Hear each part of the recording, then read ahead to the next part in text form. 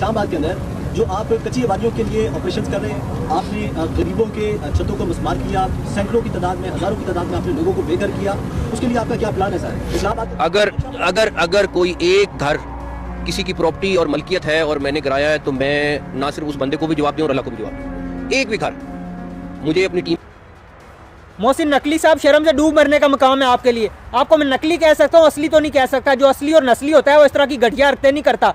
पहले तो ये बताओ, पाकिस्तान आपके बाप की मलकियत है जो पाकिस्तान को दोनों हाथों से लूट रहे हो?